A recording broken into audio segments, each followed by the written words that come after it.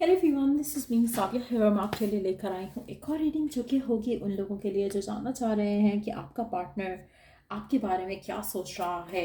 चाहे in touch हो, out of touch हो, दोनों सिचुएशन में ये रीडिंग चेक कर सकते हो। So stay tuned. और रीडिंग शुरू करने से पहले रिमाइंड करवा दूँ कि ये एक जनरल रीडिंग है, सबके साथ मैच कर भी सकती है और नहीं भी।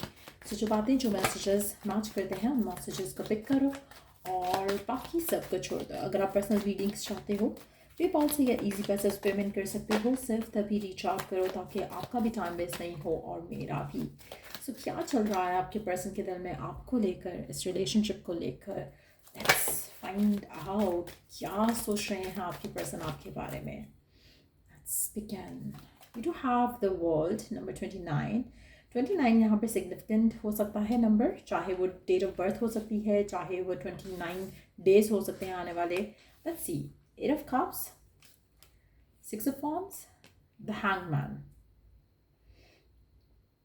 अच्छा, आप में से मेजॉरिटी लोगों के लिए आपका जो पर्सन है, आपका पर्सन पाइसिस हो सकता है, लियो हो सकता है, सेजिटेरियस हो सकता है। मुझे लगता है कि आपके पर्सन आपकी तरफ या जो कनेक्शन है उनका आपके साथ, वो इसको सक्सेसफुल देखना चाहते हैं, वो इसको मैनिफेस्ट करना चाहते हैं अपनी ज़िंदगी में फॉर श्योर। आपके पर्सन को ज़रा सा भी डाउट नहीं है कि वो आपको नहीं चाहते हैं। वो आपको डेफिनेटली चाहते हैं, वो आपसे प्यार करते हैं, आपके साथ इमोशनली इन्वॉल्व हैं। लेकिन आपकी तरफ जो स्टेबल एक डिसीजन है या एक स्टेबल एक्शन है वो नहीं ले पा रहे हैं।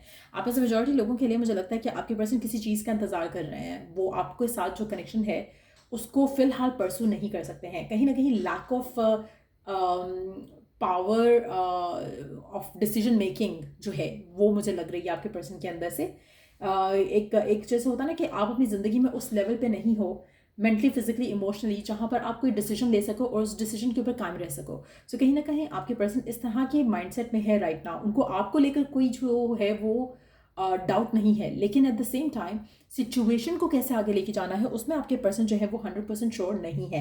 एक चीज़ जानते हैं कि वो इस रिलेशनशिप को सक्सेसफुल होता देखना चाहते हैं। वो आपके साथ जो रिलेशनशिप है इसको ओन करना चाहते हैं, उसको लोगों के सामने लेकर आना चाहते हैं, लोगों के सामने बात करना चाहते हैं इसके बारे में। लेकिन उनके पास इतना स्ट्रेंथ नहीं है, कॉन्फिडेंस नहीं है कि इस रिलेशनशिप को इस तरह से आगे लेकर जाएं जैसा कि लेकर जाना चाह रहे हैं। इसीलिए मुझे लगता है कि आपके पर्सन को थोड़ा, आप पर्सन को देखो कि उनके एटीट्यूड में थोड़ी हेजिटेशन है। आपको लेकर, कनेक्शन को लेकर कहीं ना कहीं वो आपको लगेगा कि जैसे कुछ प्लान्स बन के ख़त्म हो रहे हैं, कुछ जैसे डेट पे भी अगर वो आपके साथ जाना चाहते हैं तो कहीं ना कहीं कुछ ना कुछ होकर कैंसिल हो जाता है। सो कहीं ना कहीं आपके पर्सन के जो फियर्स हैं वो काफ़ी जो है उनको चीज़ों को आगे लेके जाने के मामले में थोड़ा वो हेजिटेंट है। But at the same time वो आपके साथ खुश हैं, वो इस रिलेशनशिप में खुश हैं, वो इस रिलेशनशिप को आगे लेकर जाना चाहते हैं। लेकिन एट द सेम टाइम फिलहाल जो करंट सिचुएशन है उसमें थोड़ा अनश्योर लग रहे हैं आपके पर्सन कि किस तरह से चीज़ों को आगे लेकर जाया जाए।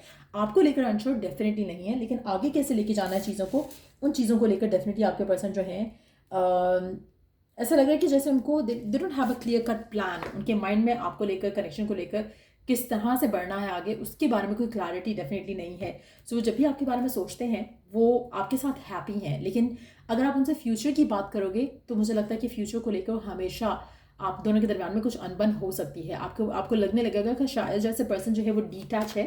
एक्चुअली में डिटैच नहीं है, लेकिन फियरफुल डेफिनेटली है। लेट्स सी मोर कार्ड्स है और क्या सोच रहा है आपके पर्सन आपके बारे में। आपके पर्सन को एक चीज़ पता है कि जो रिलेशनशिप जो करंट सिचुएशन है ना उसमें कुछ बदलने की ज़रूरत है। उनको या तो ये फियर भी हो सकता है कि शायद आप उनको छोड़ सकते हो अगर वो आपकी तरफ एक्शन नहीं लेंगे। वो जानते हैं कि उनको क्या क्या जो है डिफ़िकल्टीज फेस करना पड़ सकती हैं, लेकिन एट द सेम टाइम उस जानने के बावजूद भी आपके पर्सन एक्शन वाले मोड में नहीं है फिलहाल।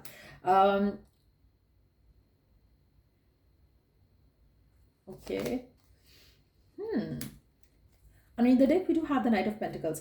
अच्छा, आप में से मेजॉरिटी लोगों के लिए आपके पर्सन जो है one step ahead, two steps backward, two steps ahead, one step backward.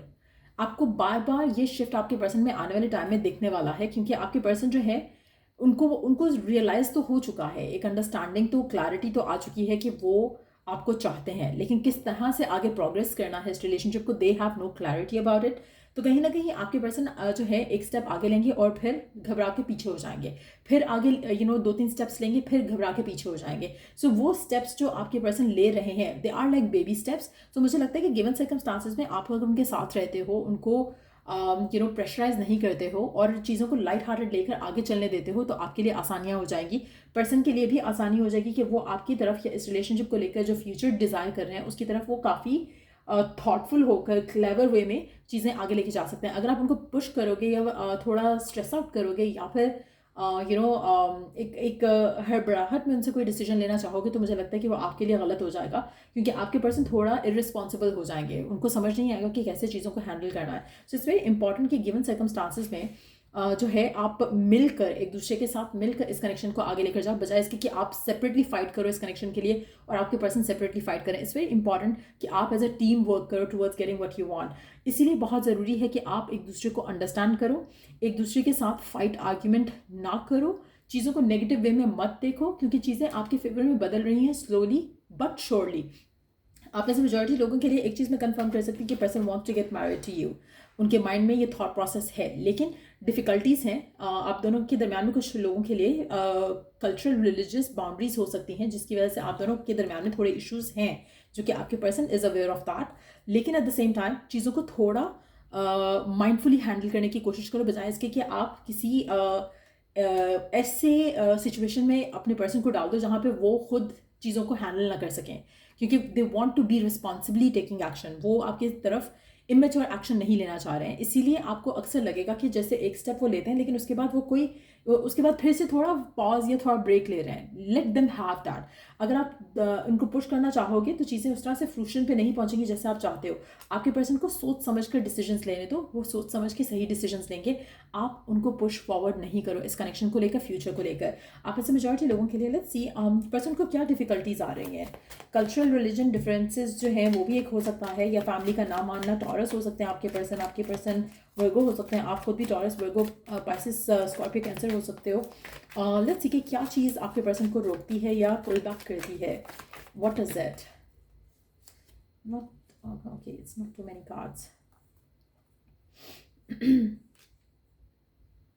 आपके पर्सन अपनी फैमिली के साथ बहुत क्लोज हो सकते हैं। फैमिली स्टेबिलिटी उनके लिए बहुत ज़्यादा मैटर करती है। उनको कहीं ना कहीं लगता है कि अगर आपको वो चूज़ करते हैं या इस कनेक्शन को चूज़ करते हैं और फैमिली अप्रूव नहीं कर रही है, तो सिचुएशन ख़राब हो सकती है, और वो अपनी फैमिली को नाराज़ नहीं करना चाहते। वो अपनी फैमिली को प्रायोरिटाइज़ करना चाहते हैं, वो अपनी फैमिली की खुशी को प्रायोरिटाइज़ करना चाहते हैं। अच्छा, आप में से कुछ लोगों के लिए मुझे लगता है कि आपके पर्सन ओके आपके पर्सन की फैमिली में से कोई एक मेंबर बिल्कुल इस कनेक्शन को लेकर खुश नहीं है, और ये पर्सन जानता है उस पर्सन के बारे में कि उसने आपको लेकर अप्रूवल नहीं दिया है। लेकिन at the same time person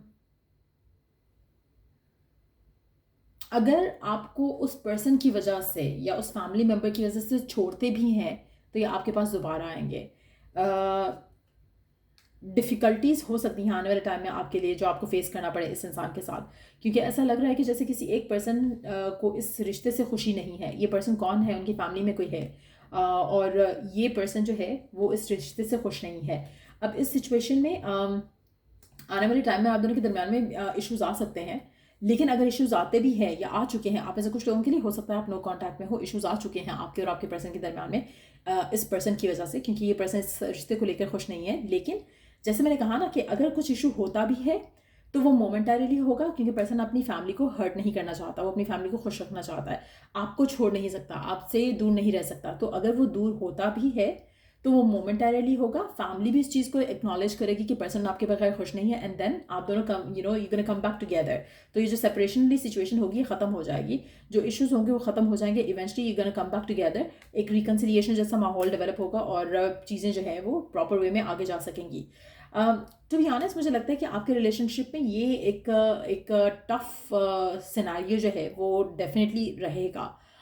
कहीं ना कहीं कोई ना कोई इशू क्रिएट होता रहेगा आपके और आपके पर्सन के दरम्यान में कनेक्शन को लेकर, क्योंकि ये कार्ड नहीं, ये रीडिंग नहीं है कि शादी होगी या नहीं होगी, लेकिन ऐसा लग रहा है कि डिफ़िकल्टीज़ जो हैं वो साथ साथ चलती रहेंगी इस कनेक्शन के। लेकिन आपके पर्सन आपको चाहते हैं, तो कहीं ना कहीं एक उनके एंड से एफर्ट आप देखते रहोगे, लेकिन कहीं ना कहीं फैमिली की तरफ से डिफ़िकल्टीज़ मुझे लग रहा है कि आपके पर्सन को फेस करनी पड़ेंगी।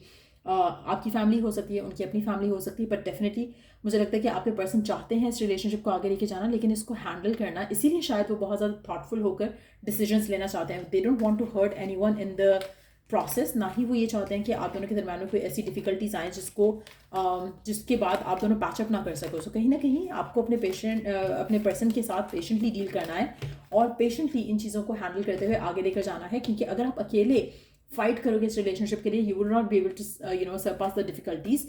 इसीलिए बहुत ज़रूरी है कि मिलकर एक दूसरे के साथ प्लान करके चीज़ों के बारे में वर्क करो और प्रेशराइज नहीं करो पर्सन को। सो ये रीडिंग आप लोगों की अगर आपको हेल्प किया हो, गाइडेंस मिली हो, तो लाइक शेयर सब्सक्राइब जरूर करो।